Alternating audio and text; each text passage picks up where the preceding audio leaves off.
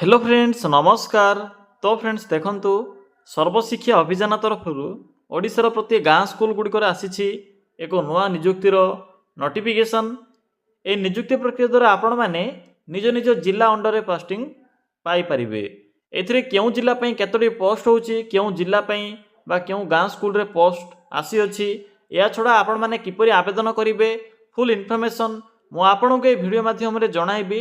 एथिरे आपनको 23,000 पर्यंत दरमा मध्य देखा मिलिबो, जहाँकि एक बहुत भल दरमा रोचे। एथिरे नो एप्लिकेशन फी रोचे, नो एग्जाम मध्य रोचे। कौन सी प्रकार एथिरे एप्लिकेशन फी आपनको पेमेंट करिवार आवश्यक नाही एवं नो एग्जाम रोचे। इंटरव्यू द्वारा आपनको एथिरे सिलेक्शन करा जिवो।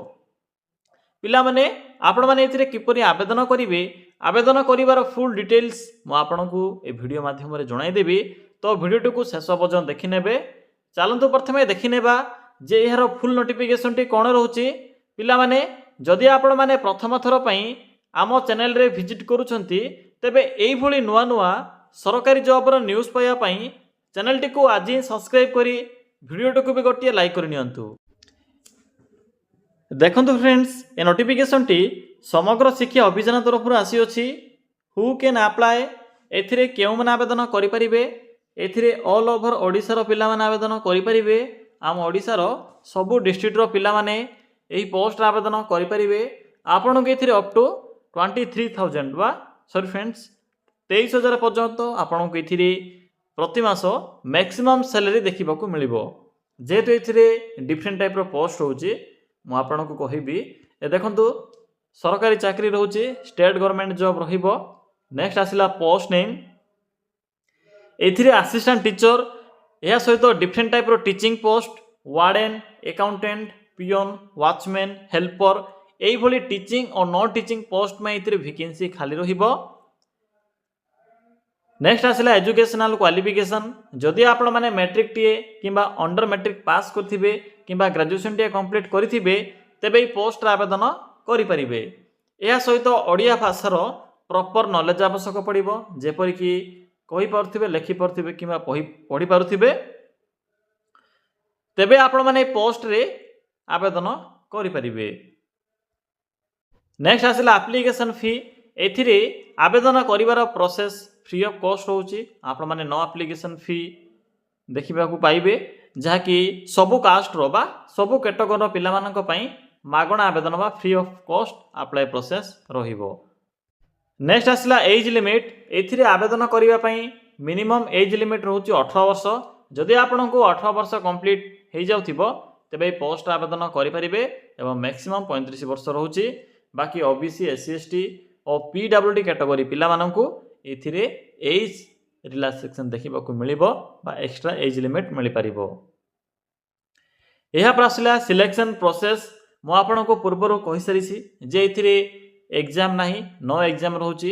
आपणकर कैरियर मार्क एहा सहित इंटरव्यू आधार रे एथिरे सिलेक्शन करा जिवो। एहा परे डॉक्यूमेंट वेरिफिकेशन बा डीवी रहउची। तो एही किछि प्रोसेस द्वारा आपण माने एथिरे सिलेक्शन टी पाई परिबे। नेक्स्ट होची इंपोर्टेंट डॉक्यूमेंट, पिला माने एथिरे जहा भी सब डॉक्यूमेंट गुडी को मेंशन अछि, ए सब डॉक्यूमेंट रो जेरॉक्स फॉर्मेट आवश्यक पड़िबो, जे पर कि qualification certificate, matric, plus 2, graduation.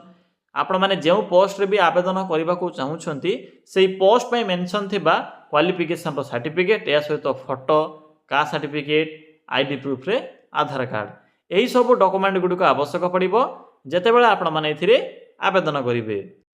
Next होची एप्लिकेशन मोड, एथिरे ऑफलाइन प्रोसेस रहउची। आपण को एथिरे पोस्ट माध्यम रे, जहा कि स्पीड पोस्ट किबा रजिस्टर पोस्ट माध्यम रे ए वैकेंसी रे आवेदन करबा को पड़िबो। डेट देखंतु एथिरे अप्लाई करिवार डेट भी स्टार्ट हो सारी ऑलरेडी। तो चलते एबे आलोचना करिबा जे आपण माने किपरि एथिरे आवेदन करिवे। एथिरे आवेदन करिवार फुल प्रोसेस म आपण केबे कहिबी। पिला माने किपरि आपण माने आवेदन करिवे, मो वीडियो रो डिस्क्रिप्शन बॉक्स रे एक अप्लाई लिंक टी पिन करिछि। तो आपण माने सिंपली से अप्लाई लिंक ऊपर सिंपली क्लिक करिवे। क्लिक कला परे एई भले को इंटरफेस टी शो हेबो। लेफ्ट साइड रे एक स्कूल जॉब्स रो ऑप्शन टी शो होतिबो। सिंपली आपण माने ए स्कूल जॉब्स रो ऑप्शन रो लिंक ऊपर क्लिक करंतु। तो देखंतु पिला माने जेतेबेले आपण माने सेही स्कूल जॉब्स रो सेक्शन उपर क्लिक करेंगे। क्लिक कलापर आपन को प्रथम ही समग्र शिक्षा तरफ आसवा नोटिफिकेशन टी शो हो सिंपली एठे क्लिक करंतु। क्लिक कलापर पोस्ट रो फुल डिटेल्स शो हो। तो देखो ये जो आवेदन कर लास्ट डेट रोचे प्रथम चेक करेंगे 10 जून 2026 पर्यंत यार डेट रोचे। तो जो मैंने भी आवेदन करेंगे लास्ट डेट को चेक करेंगे। बाकी देखो किपरि आवेदन करेंगे सिंपली शेष को आसवे। शेष आपको ये इंपोर्टाट लिंक्स हो पीडीएफ लिंक 1 लिंक 2 अच्छी।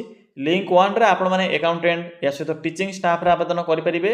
लिंक 2 रे आपण माने हेल्पर पियोन वार्डन ये सब पोस्ट आवेदन करेंगे। तो प्रथम लिंक 1 उपर क्लिक करंतु।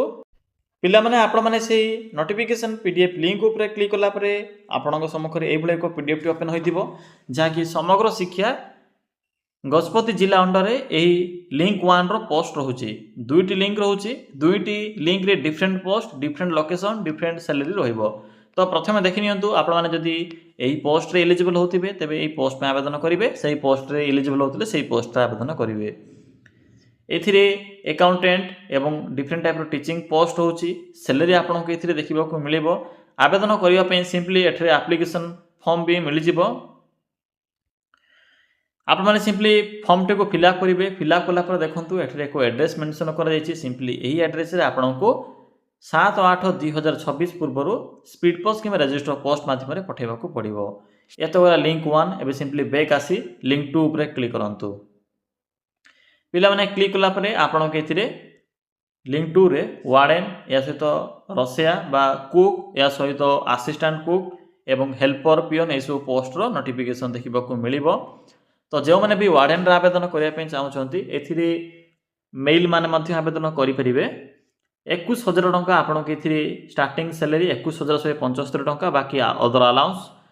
तो आप मैंने देखिए मैट्रिक पास पे मध्य वैकेंसी रोचे। तो जो पोस्ट पे भी एलिजिबल होथिबे सिंपली पीडीएफ रो शेष आपन को एप्लीकेशन फॉर्मेट मिलिबो। सिंपली से फॉर्मेट को प्रिंट काढी फिलअप करेंगे। फिलअप कलापर देखंतु आवेदन दाखल ठिकाना बा एड्रेस यही एड्रेस रे स्पीड पोस्ट कि रजिस्टर पोस्ट मध्यम पठाइबे। तो पिला माने मु आपन को दुईटी पोस्ट रो सब इनफॉरमेशन जणाइली। देखंतु एठरे ऑफिशियल साइट मध्य मेंशन करा जायछि। एई साइट रू भी आप माने ए नोटिफिकेशन टी को पाई परिबे। मु आपन को तो लिंक रे वीडियो डिस्क्रिप्शन रे लिंक देछि से लिंक रे क्लिक कले भी आप माने पाई परिबे।